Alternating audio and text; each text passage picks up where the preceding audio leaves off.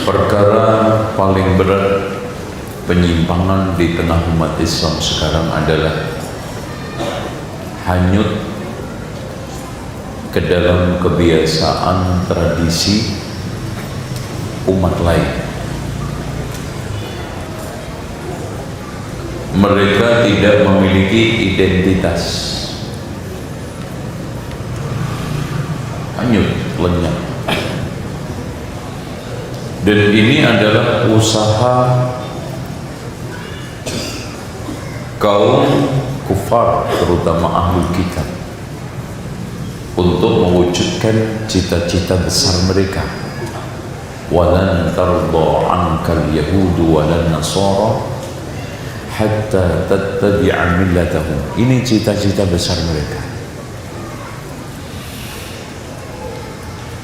Tidak akan, lan itu kalau adik-adik belajar nahwu yufidu ta'bid, memberikan faedah pengabadian.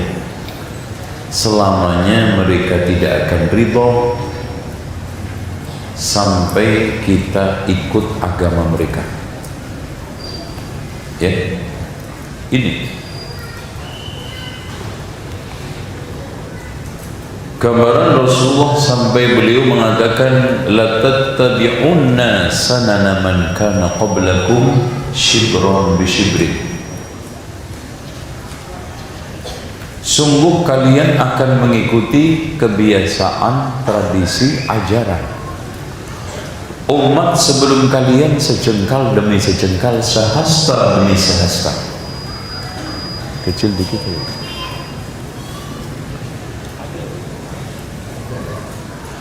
Lau dakhalu juhra dabbin la dakhaltum.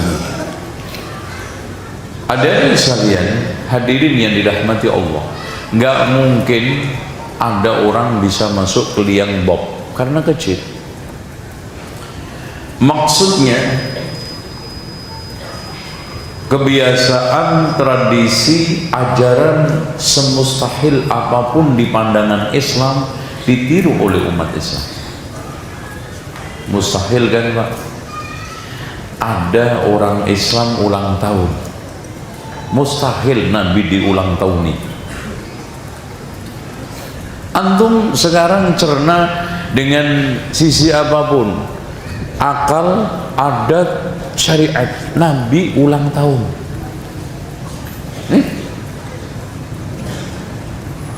Ya, emang ada riwayat happy birthday to you, happy birthday to you, rawahu Muslim. Ya mungkin Nabi ulang tahun, Allah, mustahil, tapi tetap diikutin.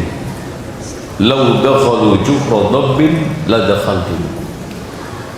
Dan memang gaya setan untuk menyesatkan itu shibron bi shibrin, dira'an wa dira'an bi dira'in, wa la tattabi'u khutuwati syaitan.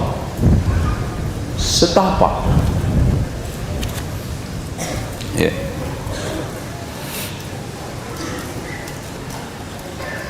Bahkan ketika itu para sahabat menanyakan, ya Rasulullah, al-Yahudu wan Nasara, apakah yang kau maksudkan adalah Yahudi Nasrani? Faman, siapa lagi? Antum melihat dari cara hidupnya umat Islam, pertama berpolitik, berekonomi, bersosial, beragama, berbudaya, semua al-Yahud wan Nasara.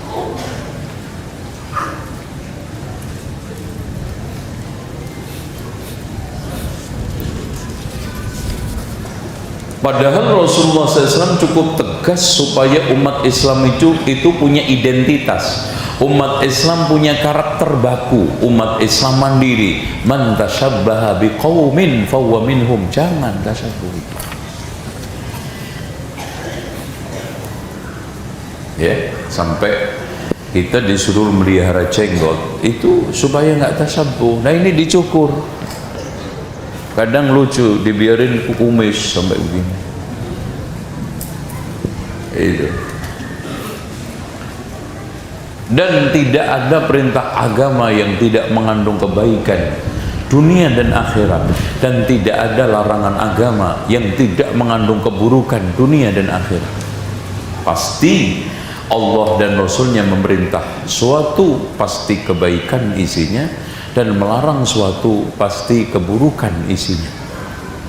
Jenggot Masya Allah diteliti mengandung banyak faedah. Jadi orang itu kalau memelihara jenggot itu kelenjar maskulinnya itu makin besar. Kalau dicukur makin besar femininnya.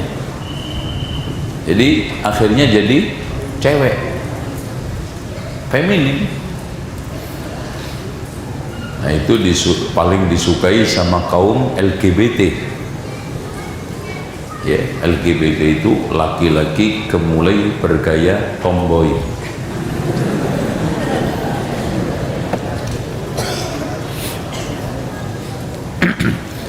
Nah, saya ingin definisikan tasyabbuh biar clear. Apa sih sebetulnya tasyabbuh itu? Tasyabbuh artinya al-mumasalah.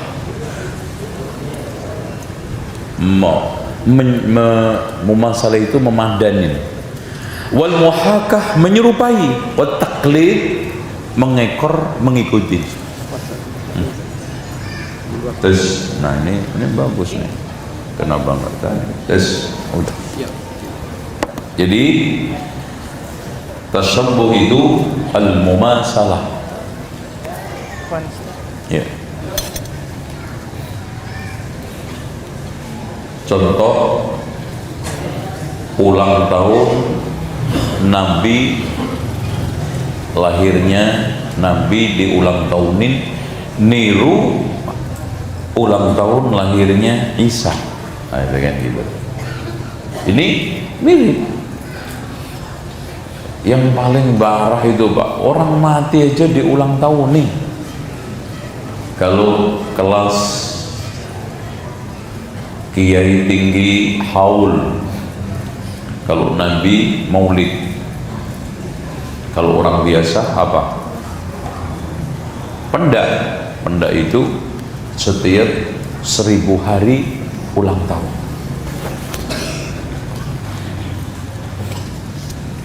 Wa taqlid, coba bayangkan hadirin sekalian, laki-laki pakai anting, itu kan bawahannya orang non muslim anting. Itu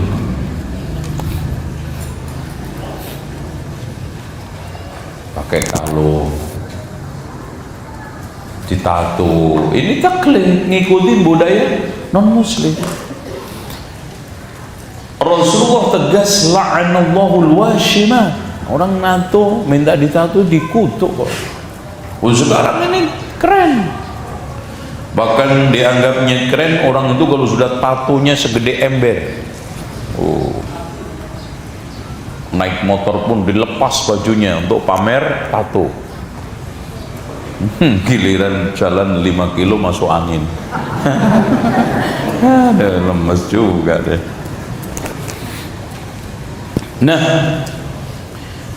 tasyabbuh menurut arti istilah mumasalatul kafirin, menyerupai orang-orang kafir bisyatta asnafihim, dari seluruh kelompok-kelompoknya, jenis-jenisnya, mau kafir, musyrik, ahlul kitab, sobiah, majusi, dalam i'tiqad mereka atau ibadah mereka atau adat istiadat mereka atau perilaku khusus mereka. Itu.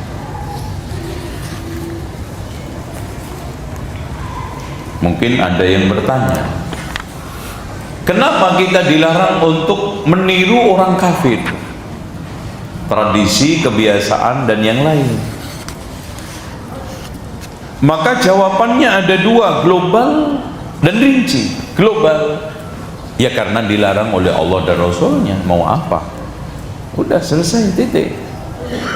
Jadi seorang muslim itu ketika ada perintah dan larangan, sikap utama pertama yang harus dikedepankan sami'na wa ata'na. Jangan sami'na wa ngeyelna. Kenapa? Karena ngeyel. Makanya Ibnu Syihab Az-Zuhri mengatakan minallahi ar-risalah, datangnya Allah itu risalah, wa 'ala rasulil balagh, rasul tugasnya menyampaikan, wa 'alaina taslim, kami tugasnya, kita tugasnya pasrah. Udah, dilarang tasabbuh, ya sudah. Nah, kalau kita sekarang mencoba untuk menggali kenapa kita dilarang oleh Allah untuk itu, alasan yang kedua yaitu rinci. Kita dalam rangka untuk wujudkan ketaatan kita kepada Allah dan Rasulnya. Kemudian yang kedua, karena tasabbuh dengan orang kafir akan menimbulkan pengekoran. Antum lihat, ada sebagian pemuda niru gayanya Messi. Udah, apa saja yang dilakukan Messi diikutin, apa saja yang dilakukan oleh Ronaldo diikutin, apa saja yang diikutin oleh fulan-fulan diikutin. Sampai kaosnya, sampai potongan rambutnya, lagi motong rambut kayak ketek, gaya ketek, lagi kayak monyet kan, monyet itu begini, monyet itu, ada gaya anjing, itu potongan rambut gaya hewan, kayak kuda, pang diikuti, oza itu diikuti, tato diikuti, udah.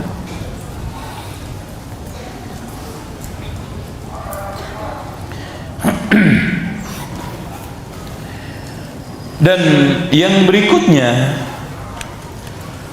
meniru orang kafir akan menimbulkan kekaguman kepada mereka, kagum, wah gitu.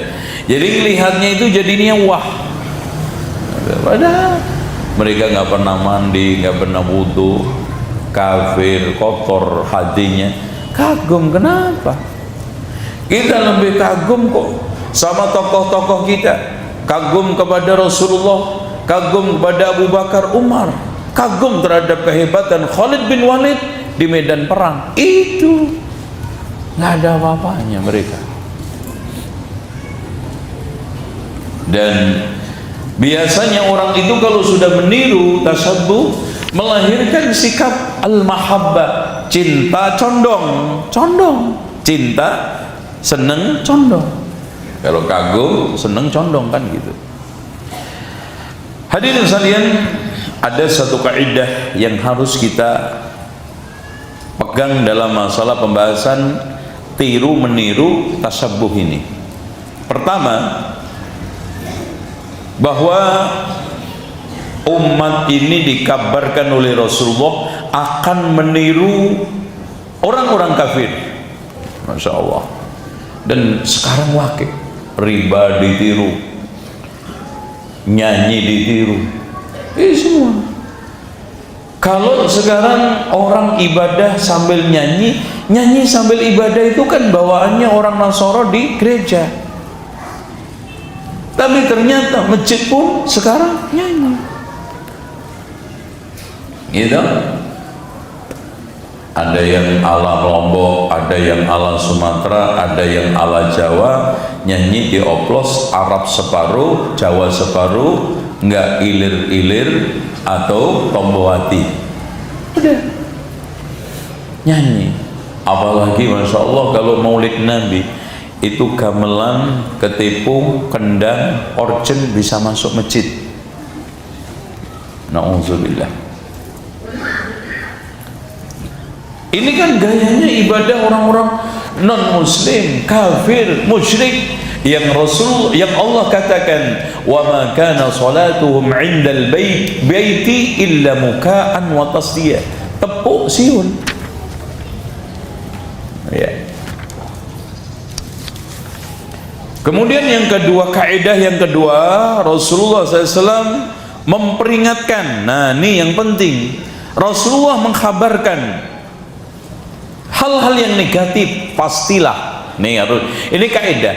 Ketika Rasulullah mengkhabarkan tanda-tanda kiamat yang negatif atau hal-hal yang negatif seperti perpecahan, pastilah Rasulullah memberi solusinya. Contoh, umatnya pecah. Sataftariqu ummati ala 73 firqatan kulluha finnar illa wahida.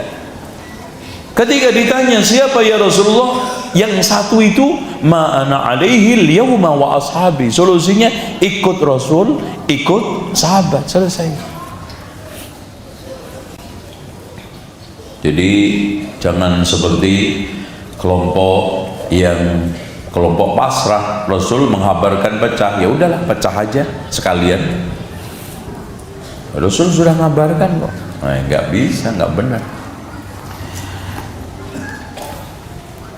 Dan kaidah yang ketiga, Rasulullah SAW mengkabarkan bahwa di saat umat ini meniru kepada orang-orang non-muslim, musyrik, kafir, tapi ada umat yang eksis, menjaga berbagai macam identitas, komitmen, walaupun sendiri. Dan Islam ini mengalami dua keterasingan, namun keterasingan yang kedua ini berat. Kalau keterasingan yang pertama membuahkan kejayaan dan kehebatan, Rasulullah akhirnya memenangkan berbagai macam kemenangan, akhirnya agama Islam eksis di muka bumi. Tapi keterasingan yang kedua membuahkan kita fitnah sendiri, dan kalau kita tidak tahan bisa murtad. Masya Allah, nasallallahu alaihi murtad. Makanya Rasulullah mengatakan apa dalam hadis yang sahih, badiru bil a'mal fitanan ka qita'il lailil mudlim yusbihu ar-rajulu mu'mina wa yumsi kafira yabi'u dinahu bi'aradin minad dunya.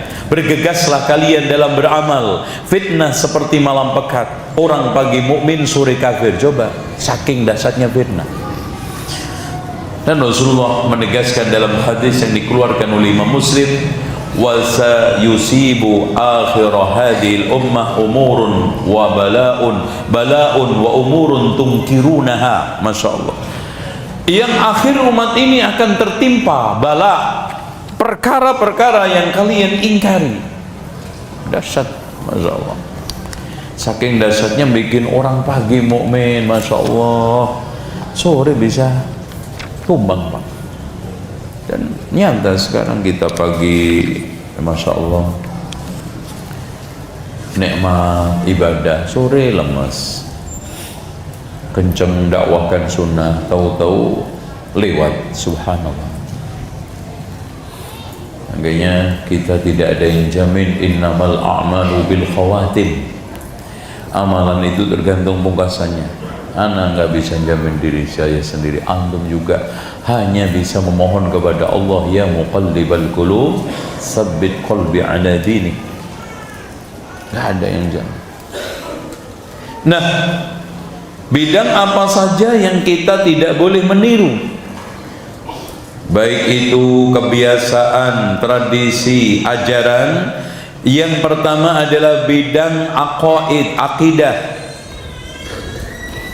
Contoh akidah yang sudah ditiru oleh umat Islam dan sekarang ini lagi merunya adalah akidah Hindu, yang dimana meyakini manusia itu adalah cerminan dari Tuhan. Dalam bahasa mereka, Tuhan itu Brahman, memiliki cahaya, menghasilkan Atman. Atman menjelma manusia. Pada dasarnya Atman ini tidak ada, yang ada adalah Brahman. Dan di dalam menjalani samsara, si Atman ini terus ingin menyatu dari cahaya aslinya, yaitu Brahman. Makanya Brahman itu satu kesatuan dengan cahaya Atman. Atman adalah Brahman, dan Brahman mencerminkan Atman, dan Atman pada dasarnya tidak ada, yang ada adalah Brahman. Udah. Itu ya, ditiru umat Islam. Akidah yang akhirnya menimbulkan filosofi filsafat Allah itu di mana-mana. Loh kan? Nyambung ini kan. Kalau antum usut-usut filsafat Hinduisme yang sebetulnya ujung-ujungnya dari Persia Romawi, yang nanti akan menghasilkan Allah di mana-mana. Makanya umat Islam ketika ditanya sepakat Allah itu ada nggak? Ada. Yang nyeleneh cuman satu, Allah itu ada juga enggak ada juga enggak, di antara ada dan tidak ada. Itu, ini manusia gendeng, nggak usah diurus. Nah, ketika ditanya Allah di mana, nah baru pecah menjadi 4. Satu mengatakan Allah di mana-mana. Tapi anehnya kalau berdoa tetap begini, Rabbana, ya kan? Nggak ada yang berdoa begini. Ya karena Allah di mana-mana, pasti doanya Rabbana atina. Karena bisa saja Allah di kanan, di kiri, jadi berdoanya berubah-ubah. Yang kedua menjawab Allah di hati saya. Gede banget ente. Kursi yang itu letak kaki Allah aja, wasi'a kursi yuhus, Masya Allah, lah di hati, Masya Allah. Itu Allah di hati saya. Mas, kedian siapa mas? Kedian Allah apa ente? Nah, ada yang menjawab tadi, ada juga enggak, tidak ada juga enggak, antara ada dengan tidak ada. Nah, jawaban ahli sunnati wal jamaah inilah yang benar. Huwallazi khalaqas samawati wal arda fi 6 ayyam thumma istawa 'alal 'arsy ya'lamu ma yaliju fil ardi wa ma yakhruju minha وَمَا يَنزِلُ مِنَ السَّمَاءِ وَمَا يَعْرُجُ فِيهَا وَهُوَ مَعَكُمْ أَيْنَمَا كُنْتُمْ وَاللَّهُ بِمَا تَعْمَلُونَ بَصِيرٌ. وَهُوَ مَعَكُمْ yaitu ditafsiri Allah وَاللَّهُ بِمَا تَعْمَلُونَ بَصِيرٌ. Allah dengan apa yang kamu berbuat melihat, mengetahui di mana saja kamu berada. Makanya Masya Allah ada rahasia besar. Kalau antum baca tafsir Ma'alimu Tanzil karya Imam Al-Baghawi, beliau tidak menafsiri ayat ini sama sekali. Antum buka, beliau biarkan ayat ini apa adanya. Kenapa? Ternyata ayat ini nggak perlu ditafsiri karena muhkam, jelas, gamblang. Apanya yang perlu ditafsiri? Nah, akidah ditiru. Filsafat itu bikin orang bingung. Gimana nggak bingung? Mereka prinsipnya keyakinan adalah, yakin adalah awal keraguan, dan ragu-ragu awal keyakinan. Sampai mati nggak pernah yakin. Ya bingung terus. Nah, yakin awal keraguan, ragu-ragu awal keyakinan. Ragu terus saja. Giliran yakin ragu, giliran ragu yakin. Nah, yang kedua, masalah-masalah perayaan itu yang kita tidak boleh tiru. Makanya Rasulullah ketika datang ke Madinah menemukan orang-orang Madinah melakukan perayaan jahiliyah, Rasulullah mengatakan, qad abdalakumullahu bihima khairun minhuma Idul Fitri wa Idul Adha. Allah telah mengganti dengan 2 hari raya dari hari rayamu ini, Idul Fitri dan Idul Adha, yang lebih baik. dari hari raya kami. Ya. Dan antum lihat sekarang ini perayaan hari raya bola, hari raya ibu, hari raya apa lagi? TV, hari raya. Oh, ini kalau libur terus nggak pernah masuk kantor itu, Pak. Karena tiap bulan apa? Tanggal merah. Dan ini kerjanya Yahudi. Yahudi itu paling senang perayaan. Makanya ketika salah satu Yahudi datang ke Umar bin Khattab, ketika turun ayat al-yauma akmaltu lakum, wahai Umar, ada satu ayat di kitabmu kalau seandainya turun di kami, harinya saya jadikan perayaan, no kan? Al-yauma akmaltu lakum dinakum wa atmamtu 'alaikum ni'mati wa raditu lakumul Islam madina. Tuh.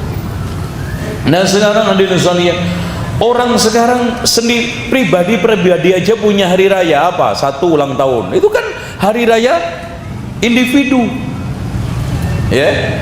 Belum hari raya nasional. Ya, hari raya apa lagi? Tahun baru. Kalau tahun baru itu ngumpul, Pak. Simbol beberapa agama ada, Majusi lewat kembang apinya. Ya. Terus kemudian Yahudi lewat merconnya. Itu. Kristen lewat loncengnya. Islam lewat beduknya. Ada semua. Ya, namanya umat Islam berkorban sukarela untuk mau ramaikan Idul ini tahun baru. Ini yang terjadi. Oleh karena itu hadirin sekalian yang dirahmati Allah, kita hanya punya 2 hari raya. Hari perayaan Maulid Nabi, perayaan Isra Mi'raj, perayaan apa lagi? Nuzulul Quran. Lah orang Kristen juga perayaan Valentine, Natal. Dan aneh, Natal tanggal 25 Desember. Lucu. Karena lahirnya Isa itu terang-terangan Allah menegaskan saat panen kurma, sedang rutop, dan rutop itu nggak mungkin pada bulan Desember, itu nggak ada. Rutop itu kalau nggak Juni, Juli, Agustus itu udah paling akhir. Makanya salah satu sekte Kristen merayakan ini apa namanya, Idul apa, Natal itu bulan Agustus. Nah, setelah termasuk hal yang tidak boleh kita tiru dari mereka adalah dalam bidang ibadat, menghormat, nggak boleh. Itu makanya kalau kirim ikon WA jangan pakai itu simbolnya orang Yahudi, ini Hindu. Itu. Atau ruko Sinto. Itu. Dada Nasrani, dada itu nggak ada. Kita itu ada boleh mengucapkan salam sambil angkat tangan.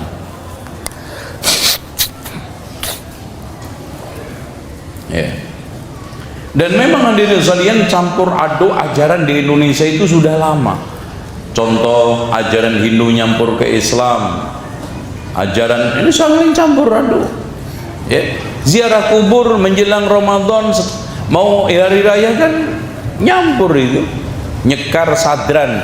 Yang pertama kali nyadran itu Raja Majapahit Kertawijaya, untuk menghormati arwah pendiri kerajaan Majapahit Raden Wijaya, bikin nyadran atau nyekar. Ditiru umat Islam.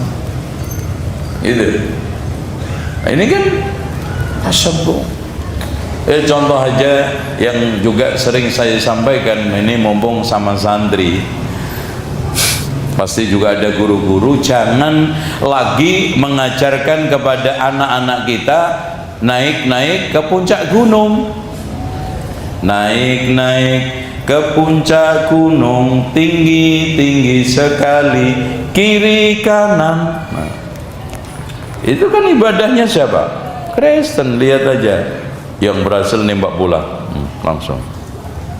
Kulihat saja banyak pohon apa? Cemara. Kenapa nggak mangga? Saya tanya, di Lombok banyakkan mangga apa cemara? Iya, ngomong banyak pohon cemara mana? Itu mah di sono Yahudi. Itu dikenalkan simbol-simbol Natal, simbol-simbol salib, naik atasnya kiri kanan, ini kan itu salib. Untuk paham nggak paham, ngerti nggak ngerti, sadar nggak sadar, terserah. Nyalain gue nggak ada masalah, nanti aja setelah gue pulang. Ya itu.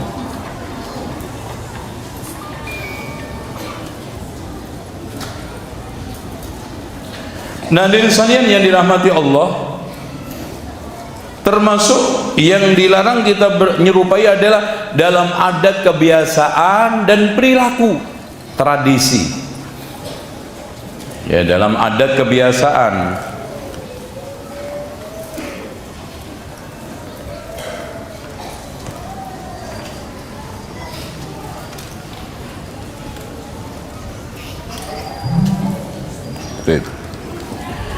Contoh dalam masalah pakaian, isbal. Makanya Rasulullah melarang isbal, karena sombong nggak sombong, kata Rasulullah, iyyakum wa isbal al-izar fa innahu minal makhilah wallahu la yuhibbul makhilah. Waspadalah terhadap isbal, karena isbal itu termasuk pakaian kesombongan. Antum sombong nggak sombong, itu pakaian orang sombong, jangan dipakai. Makanya teks dalam hadis itu ada 3, pakaian kesombongan, dipakai tidak sombong, dipakai niatnya sombong, sama-sama dosa. Kan Rasulullah menyebutkan sebagian nas, iyyakum wa isbalal izar, waspadalah terhadap isbal, ya.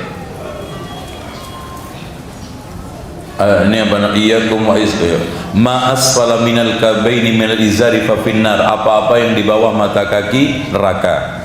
Rasulullah mengatakan tadi iyyakum wa isbalal izar. Dan yang ketiga, man jarra saubahu khuyala'a lam yandurullahu ilaihi yaumal qiyamah. Siapa yang menjulurkan kainnya di bawah mata kaki, sombong, tidak dilihat Allah. Jadi kalau isbalnya tidak ada unsur sombong, neraka. Kalau niatnya sombong, nerakanya plus, tidak dilihat Allah. Dan dengan sendirinya kenapa dilarang untuk memakai? Karena itu pakaian kesombongan. Contoh, antum walaupun bukan pendeta tapi pakai pakaian kependetaan, boleh nggak? Nggak boleh. Yang penting kan anak nggak pendeta, ya, tapi itu pakaiannya pendeta, mas. Yang penting kan saya nggak sombong. Duh, itu pakaian kesombongan, nah, gitu loh. Itu aja nggak mudeng, diputer-puter. Nah, diantaranya juga cara di dalam makan dengan tangan kiri, itu tasabuh, nggak boleh, suluk. Jadi adat kebiasaan selamatan nggak boleh, karena bukan adat kebiasaan kita, gitu. Nah, sekarang hadirin sekalian, kita sudah mulai memasukin spesifik perkara 10 tradisi yang dilarang untuk kita tiru dari ahlul kitab. Ada 10 tradisi kebiasaan ahlul kitab yang kita dilarang untuk menirunya. Kebiasaan yang pertama adalah al-hasad, yaitu hasud. Hasad itu penyakit, kata Rasulullah, dabba alaikum da'ul umami qablakum, telah menggelayuti ke dalam diri kalian penyakit umat sebelum kalian, al-hasad wal baghdha, hasad dan dengki. Ya, dan sekarang sudah masuk jauh ke dalam umat Islam. Malah sekarang kita itu berprinsip ada gula, ada semut, ada nikmat, ada hasud. Kalau udah pada enak, pada berebut, itu biasa. Ada gula, ada semut, ada nikmat, ada hasud. Teman beli HP aja masuk angin, apalagi motor gemeter. Kalau mobil adem panas, rumah pasti pingsan. Aduh. Dan memang hasad ini bawaan hampir semua manusia, tapi kata para ulama, orang baik menahan, orang buruk melampiaskan. Itu biasanya. Nah, pemicu hasud kata para ulama, satu, tidak terima terhadap pembagian Allah dan kurang qanaah terhadap karunia Allah, nomor satu. Ya dikasih muka, ya saya qanaah aja, muka saya begini, warna hitam, udah, jangan ngiri sama yang putih. Dan pasti ada plus minusnya. Kalau orang hitam ada positifnya, malam dicari orang nggak ketemu. Nah, kalau putih kan gampang ketemu, ya kan itu. Orang pendek ada hikmahnya, orang tinggi ada hikmahnya. Nggak usah ngiri. Yang tinggi memang keutamaannya masang lampu gampang. Tapi orang pendek juga ada hikmahnya. Ngusir kucing dari bawah tempat tidur gampang.